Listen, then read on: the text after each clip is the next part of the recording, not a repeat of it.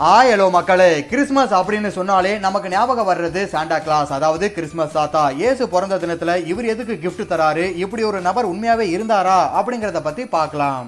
நாம எல்லாரும் ஆசையா கூப்பிடுற சாண்டா கிளாஸ்ங்கிற ஒரிஜினல் தாத்தா 3ஆம் நூற்றாண்டுல வாழ்ந்த நிக்கோலஸ் அப்படிங்கிறவர் தான். இவரு ரோம சாம்ராஜ்யத்துல பிறந்து துருக்கி நாட்டுல பிஷப்பா வேலை செஞ்சாரு. அங்கிருந்த ஏழை எளிய மக்களுக்கு அவரால் முடிஞ்ச உதவிகளை மனசார செஞ்சது மட்டும் இல்லாம மத்தவங்க மேல இரக்கம் காட்டுறது, குறிப்பா குழந்தைகள் கிட்ட உண்மையான அன்பை வெளிப்படுத்த அப்படிங்கிற நிறைய நல்ல விஷயங்களை செஞ்சிருக்காரு.